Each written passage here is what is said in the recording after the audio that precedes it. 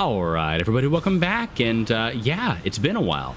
Speaking of being a while, it's been almost 2 years since I made my last video on the ADTW, and I figure it's a great chance to take another look at it since a lot has changed since then. It's also 50% off right now, so a bunch of people that didn't have it before have most likely bought it. When I first took a look at the ADTW, it was an absolutely miserable experience. So bad, in fact, that if my memory serves, I actually said that you might be better off bombing in it, which I never say about basically any jet that I cover on my channel. Of course, things change over time, but one thing that hasn't changed is that the F-4EJ is simply a worse F-4E. Now, compared to the F-4E in the US tree, it's got a couple downsides.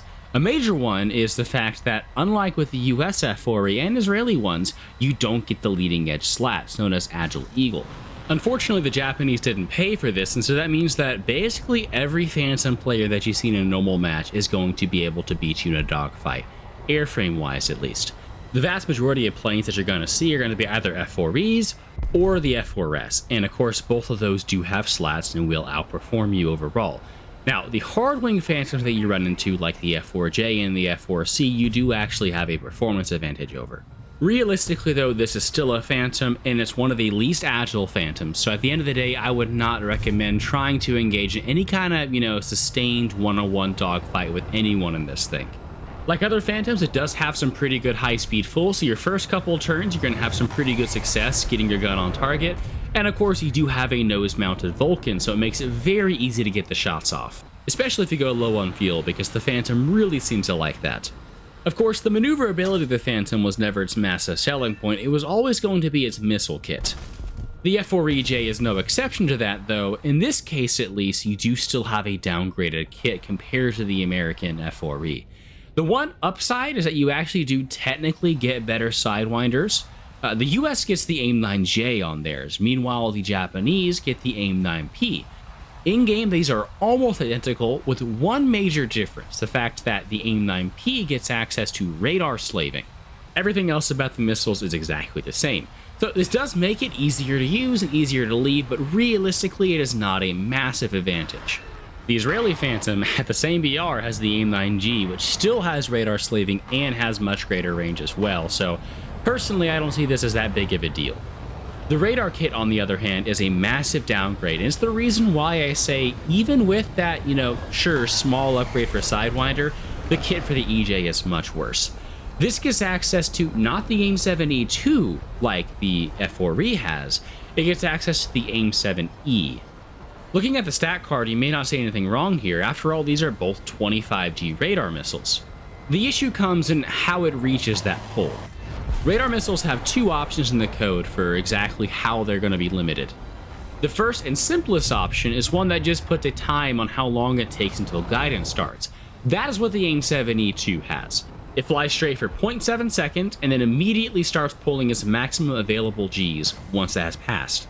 The other option, and this is what the AIM-7E has, is what's called a time to gain table, which basically puts set values at certain times for exactly how much it's allowed to pull. In the case of the AIM-7F, for example, this is actually a big advantage, because it starts ramping up from 0 immediately once it comes off the rail, letting it start turning faster than the AIM-7E2. By 1 second after launch, the missile is allowed to pull up to 25 Gs, assuming it has the ability to do so, of course.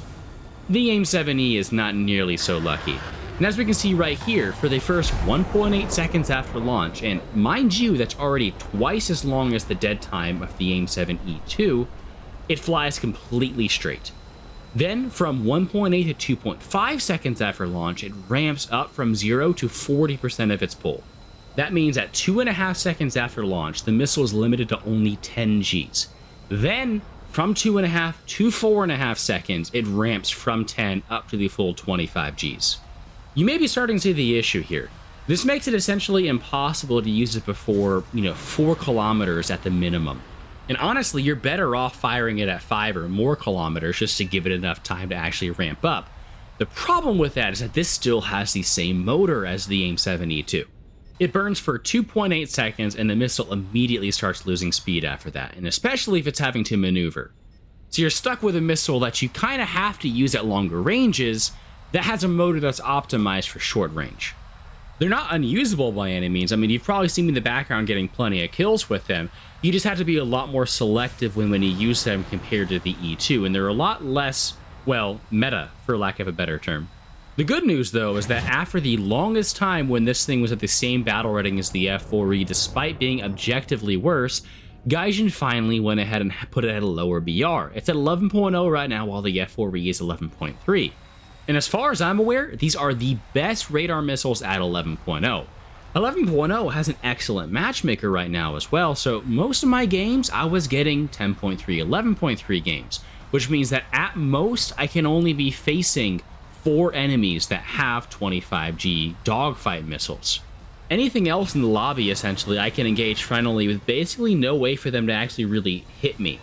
The scariest radar missiles I can think of at or below 11.0 besides the AIM-7E is the AIM-9C on the F-8E, and well, those are pulse seekers, so all it takes is a single pop of chaff and they die. So you can essentially just fly around, staying at above Mach 1, getting a lock, and firing a Sparrow at them from, 6 kilometers frontally, and there's a good chance they're just going to die to it.